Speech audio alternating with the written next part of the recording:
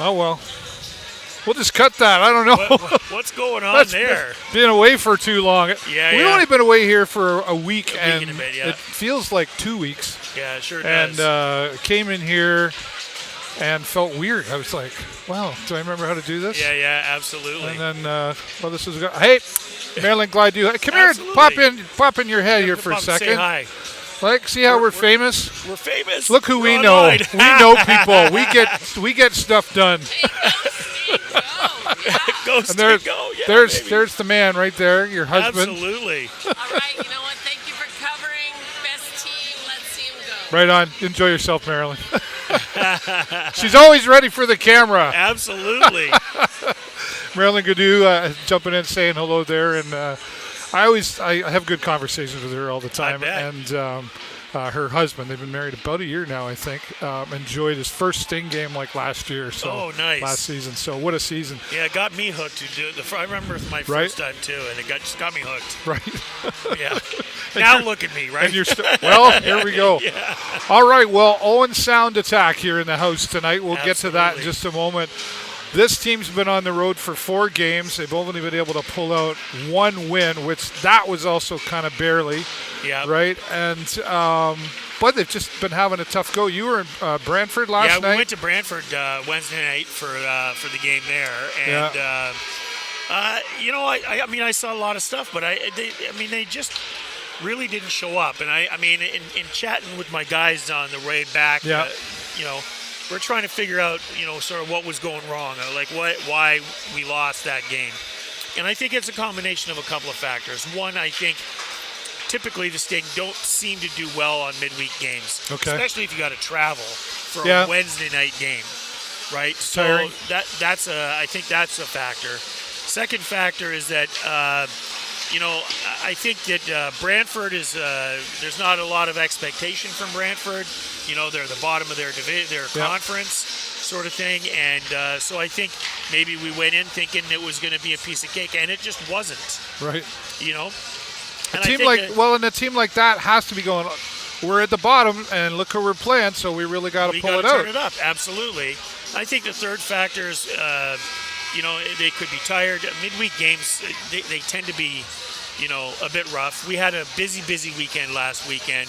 So, I don't know, maybe whatever. And then I think fourth, there are still some key and some notable guys that are not in the lineup. Yeah. That brought a little bit of physical presence for us. Yeah. And did we see Kuchenberg back in there on Wednesday? He was there, yep, absolutely. But then, match misconduct for Andrew LeBlanc for slew footing. I didn't see it, but I don't know. That's the second one this year on the Sting. Yeah. And I don't know, but the first one was it was overturned. Yeah, it was, right? but still. I don't know. I didn't see it. It was behind the play, whatever it was. I don't know. I missed it. We were at the opposite end of the arena. But defense has been something that has always been a struggle for this team as well. Not sure why. But we see a new member coming in from the Kingston Frontenacs. Yeah. And he played on Wednesday, He right? certainly did. Schneider was, and I think, was it Duncan Schneider, I think it is. Oh, sorry, yeah. Yeah. Right. You know what? He was a solid D-man. I think that was what they got him for. He wasn't a high draft pick or anything for them in the first place. He hasn't scored a lot of goals or anything like that. But as a D-man, he was a solid player, and it certainly showed on Wednesday night. Absolutely. Well, that's good because I was pretty happy. We'll see what happens here tonight with some new players. And, of course, we have to talk about new coaching staff. Sadly, Brent Sullivan had to step down. I know from behind-the-scenes sources was family. Don't know exactly. It doesn't really matter.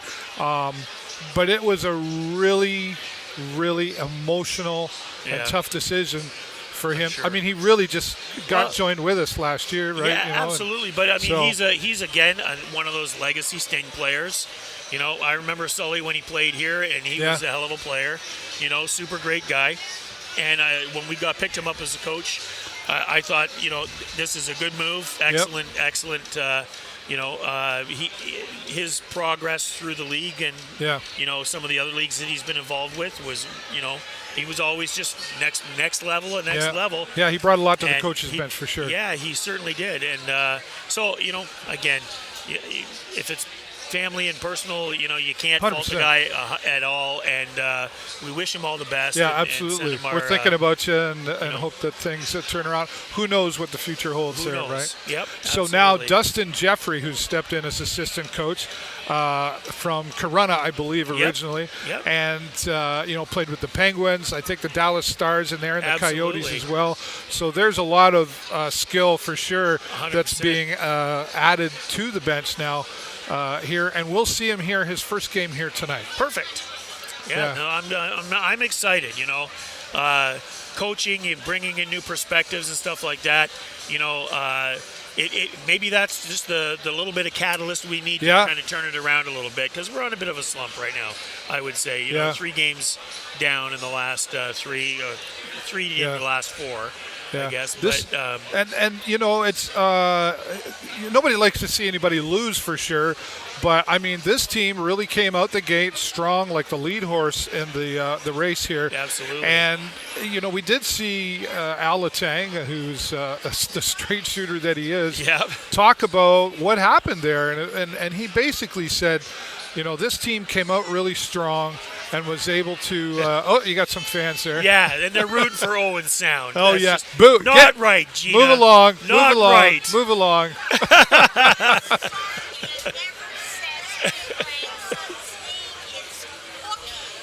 Hooky. It's Hooky. Yes. Yes. Gotcha. It's Hooky. We'll make that Hooky up. fans here. Yeah, absolutely. And that means we'll probably see Catherine here tonight too. That's her nephew. And anyway, the Owen Sound Attack fans are here and interrupted us. But that's a bit of a trip. Nice to see them here as well. But Gina's from Sarnia. She is. She Gina lives is. in Sarnia, but I'm guessing she's from Owen Sound. There's a relationship there going on for sure. Hooky, we'll get it right. Absolutely. Not Hooky. No. Hooky, spooky hooky? That's hooky, like you're playing hooky from school. Okay, anyway, what were we talking about?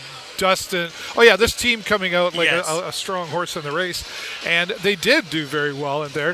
But Al Letang at one of the post games said, I think we came out strong. Everybody had this label of, I don't know how many times we've already said young team. Rebuild, all those technical terms, I guess if you want. And then he said, I think they didn't realize that they got what they got because they worked hard. They worked hard at the practices. They worked hard at the games. They had a structure going on out there.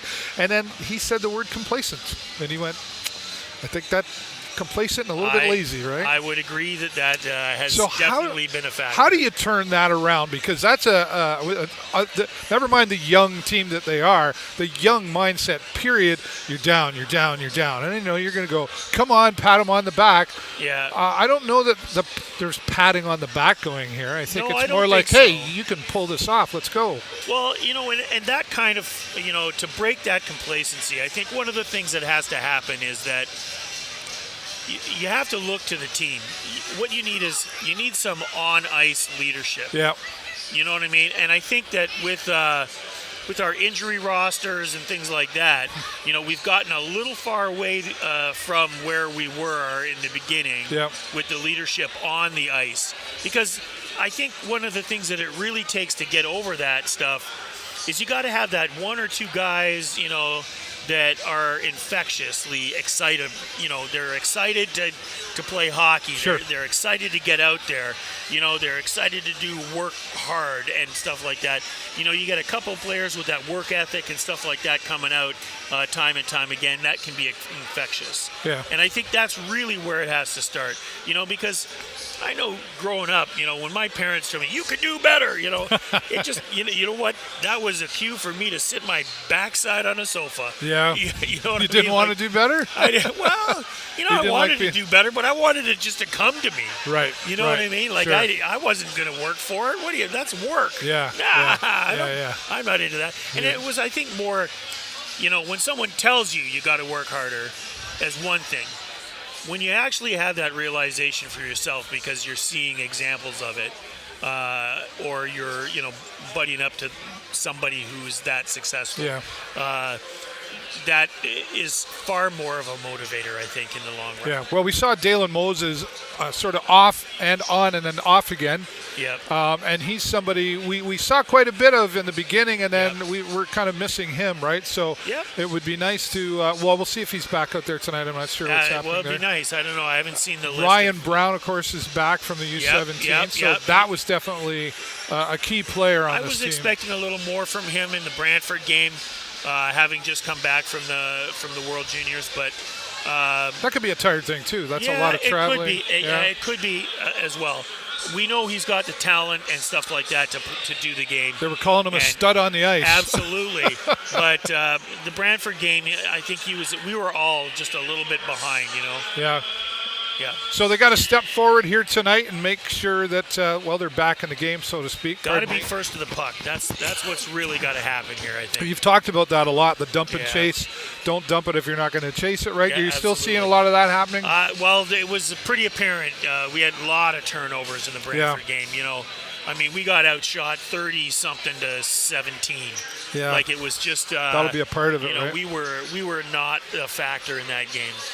Well, I'll tell you, Carson Chartier, boy stood on his head. Yeah, I mean, right? The score did not reflect how well he played. Yeah. It could have easily been 12-3. Well, that's been an important factor. Is almost like two number one goalies here for this team. Absolutely. Have both been able to do the breakdancing thing and stand on their head, absolutely. right?